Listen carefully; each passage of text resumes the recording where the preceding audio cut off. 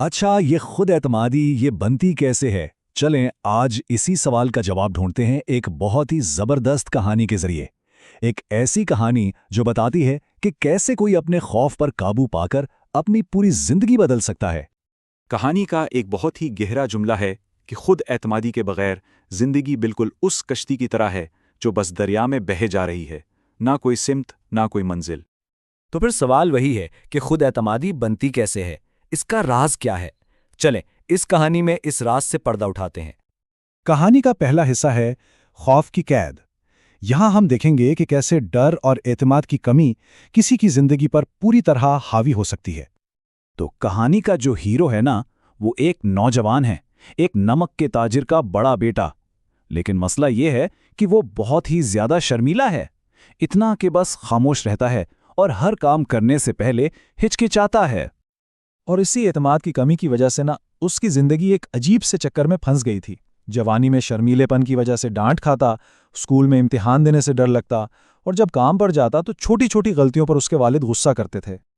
और फिर कहानी में एक बड़ा मोड़ आता है। कुछ चालाक लोग उसे धोखा दे देते हैं और वो अपने खानदानी कारोबार का सारा सामान खो बैठता है। उसके वालिद ने गुस्से से चीख कर कहा, तुम बिल्कुल बेकार हो, अभी के अभी मेरी नजरों से दूर हो जाओ और दोबारा कभी अपनी शक्ल मत दिखाना। वालिद के ये अल्फाज उसके दिल में तीर की तरह लगे। वो बिल्कुल टूट गया और सीधा दरिया के किनारे चला गया, ये सोचते हुए कि अब उसकी जिंदगी का कोई मतलब ही नहीं बचा। तो अब आता है कहानी का दूसरा हिस्सा, उस्ताद का चैलेंज। ठीक उसी वक्त जब वो सब कुछ खत्म करने का सोच रहा था ना, एक रहनुमा सामने आया और उसे एक नया रास्ता दिखाया। वहां एक बुजुर्ग, एक बहुत ही समझदार आदमी उसके पास आए, उसे रोका और एक छोटा सा सौदा पेश किया। एक ऐसा सौदा जिससे सब कुछ बदल सकता था। चैलेंज था 3 दिन का। पहला काम, 10 अजनबी लोगों से बात करो। दूसरा काम, 10 बच्चों को कुछ पढ़ाओ।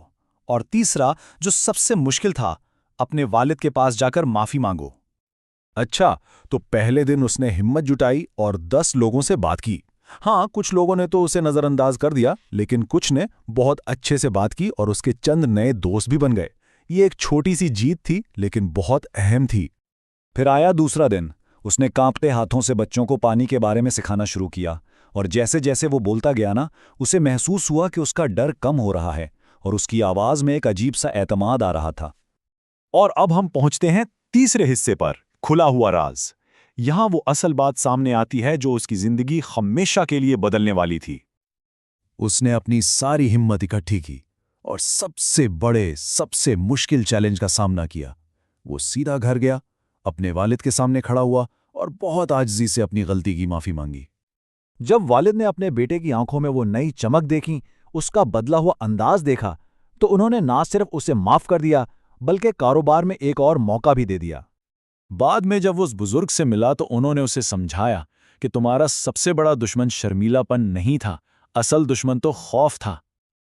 और ये तब्दीली वाकई हैरान करने वाली थी। देखें, चैलेंज से पहले वो लोगों से दूर भागता था, खुद को निकम्मा समझता था और डर उस पर हुकूमत करता था। लेकिन चैलेंज के बाद वही लड़का लोगों से मिलता था, खुद को काबिल समझता था और अब वो अपने कामों को खुद कंट्रोल करता था। तो नतीजा क्या निकला? कई साल बाद वही शर्मीला लड़का एक जाना माना और इज्जतदार बिजनेसमैन बन गया। तो इस पूरी कहानी से हम सब क्या सीख सकते हैं? ये है हमारा चौथा हिस्सा, अपनी खुद एतमादी की तामीर। चलें उन उसूलों को समझते हैं जिन्हें कोई भी अपना सकता है। देखें, इस कहानी से कुछ बहुत अहम उसूल सामने आते हैं। पहली बात, खुद एतमादी कोई पैदाइशी चीज नहीं होती, इसे वक्त के साथ छोटे छोटे कदम लेकर बनाया जाता है। दूसरी बात, हिम्मत खौफ से भागने से नहीं बढ़ती, बल्कि उसका सामना करने से बढ़ती है, बिल्कुल जैसे उस नौजवान ने अपने वालिद का सामना किया। तीसरा उसूल, अपने कंफर्ट जोन से बाहर निकलना पड़ता है। अजनबियों से बात करना, बच्चों को पढ़ाना, ये सब उसके लिए नामुमकिन था, लेकिन इन्हीं कामों ने उसे बदला। और हाँ, आखिरी बात, दुनिया हमें वैसे ही देखती है जैसे हम खुद को उसके सामने पेश करते हैं। जब कोई एतमाद दिखाता है तो लोग भी उस पर भरोसा करते हैं, क्योंकि दिन के आखिर में असल ताकत अपने ऊपर यकीन रखने से ही आती है। तो अब सवाल ये पैदा होता है कि वो कौन सा छोटा सा डर है जिसका सामना सबसे पहले किया जाएगा? क्योंकि याद रखें, खुद एतमादी का सफर हमेशा एक छोटे कदम से ही शुरू होता है।